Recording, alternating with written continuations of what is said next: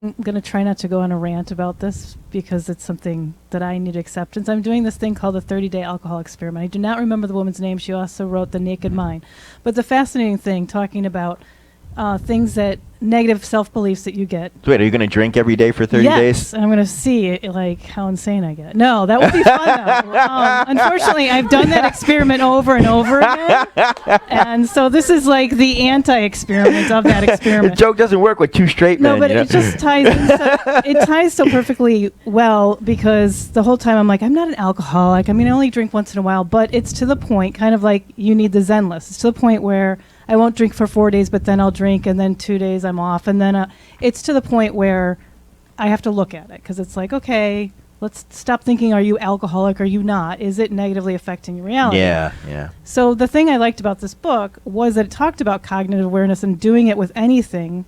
It could be things that negative self-images you've got from the playground, people calling you fat, people calling you stupid, people calling...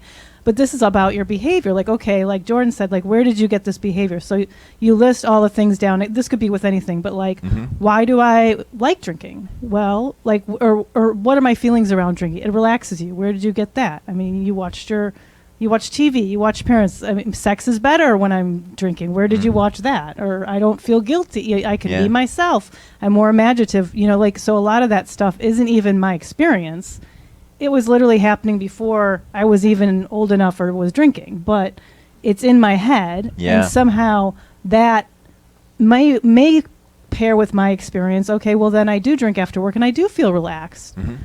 Okay, but then so you kind of do all these things, but then it's like the cool thing is the experiment is observe yourself, don't judge. Like, don't say this is bad, don't say this is good, but then read about every week you get a fact or something, or a day. And then also you like compare it to the reality. So like, okay, in reality, okay, yes, I could say I might be relaxed when I'm drinking, but the next day I didn't get the stuff done. So now I'm anxious and I'm tired and I'm grumpy. And then I've pissed somebody off that now I'm like thinking, oh my God, I pissed this person. So you like destroy yourself for that, like 2 hours of being relaxed. And I just love it because it's like when you're talking about vasanas or you're talking about unconditioned behavior, this is the thing that I just want to go with the most thing about, that I do think sometimes it helps to be conscious of the unconsciousness. Not to go crazy with it though, but if you can do it in an observant, non-judgment way of saying, does this work for me or not? Not is it good or bad, or am I alcoholic or not, or like just is it really working? Like let's really look in the long screen, am I really like having creative, awesome sex, or do I just like it's so sloppy I don't remember? So the next day I'm like, yeah, man, telling my friend that was awesome. What did you do? I don't remember. I couldn't find my shoes, so you know what I mean? Like it just people do it all the time though. And then, but the thing that what I really loved about this whole idea was also that like, and it's the same thing with meditation or Jenny talking about going to the gym. It's like, then I beat myself like, why, this is not a big deal. Like, why can't I just stop doing this behavior? Like, it makes perfect sense that, like, I know cognitively at the end of this experiment, it's going to be like, duh, like, yeah, of course, like none of this is true, or it's societal, or it's something I've decided is true that's not true. But what I loved about her is talking about how difficult it is that these are so unconscious for so many years. Yep. That what happens is you go to work and you have a job and all your patience is to do, even if you want to be present, is just to be present all day. So you come home and you don't have that patience anymore.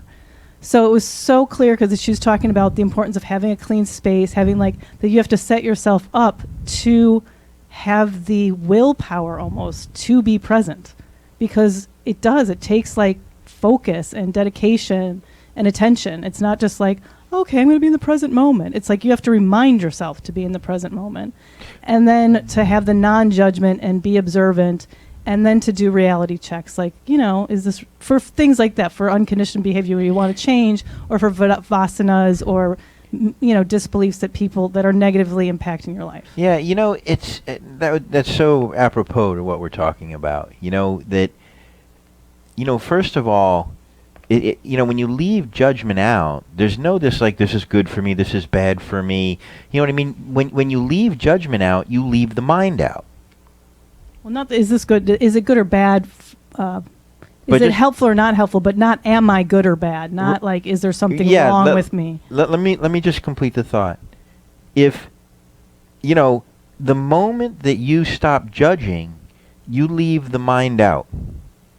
Why? Because that's what the mind is constantly doing, is constantly judging. When you say, just try this for one day, say, I'm not going to judge anything for a day. And your mind is going to be like, well, what am I going to do? Because when you don't judge, the mind is out of it. Now, then the next thing is awareness, right? You're bringing consciousness. You have a program and you're just bringing consciousness, right? And you're saying, is this the desired effect that I'm wanting to have? You know, because if we want to have a peaceful mind, we don't focus on a peaceful mind, okay? We focus on the causes for a peaceful mind. And so what you're asking yourself is, well, I want to have peaceful life, peaceful mind. I want to be present in the moment. What's causal in that? Is this causal in that? You experiment. You drink, you realize no. You don't drink, you realize yes. And I quit drinking 25 years ago. And the reason that I quit drinking was because I was experiencing dysthymia, which is a mild form of chronic depression. They put me on Paxil for like 6 months, which I absolutely hated. That was the only psychotropic medication I ever took. And I really didn't like it at all.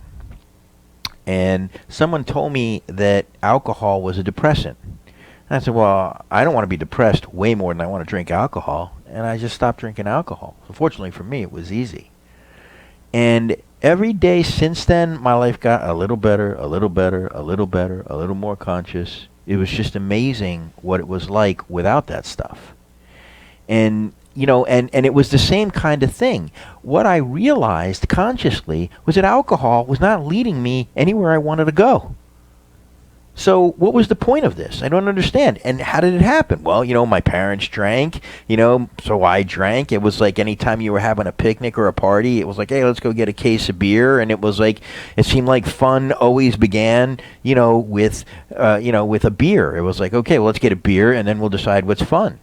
And it was just a something that I fell into culturally, and when I very fortunately, through my own suffering, it was my pain that motivated me, became very conscious of how that stuff was affecting me and how I wanted my life. We don't ever have alcohol or anything like that at any of our Peaceful Mind Center functions.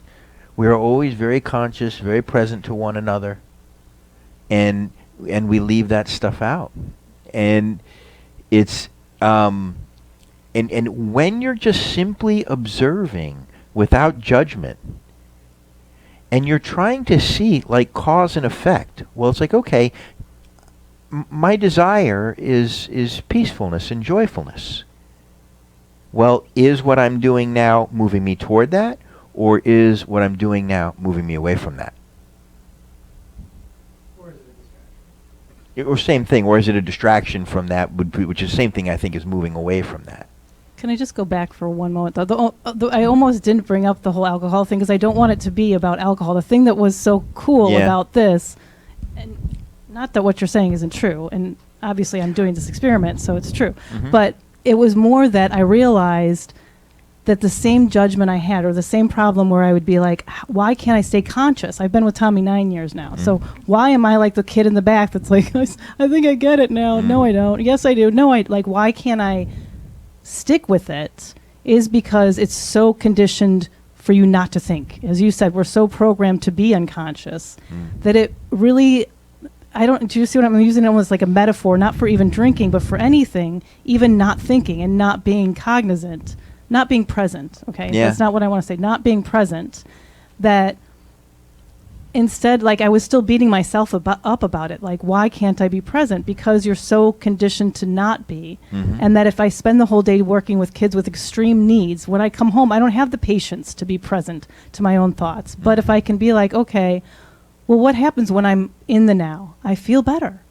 I'm not stressed out. I sleep better. I'm a better person. And if I start thinking that way, you know what I'm saying? Observing the effect of it rather than judging myself for being like, I've been going with the Peaceful Mind Center for 9 years and I've, why can't I?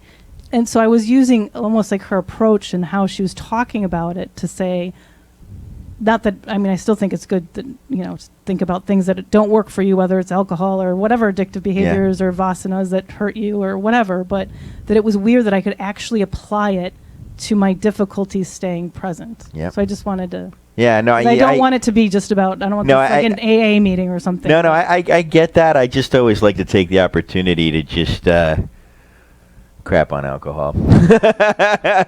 Because, if you're trying to be present, and I understand exactly what you're saying, and it's a wonderful example of exactly what I'm trying to describe, And if you are, wanting to stay present and be present, you know what I mean? Those mind-altering things are not going to help.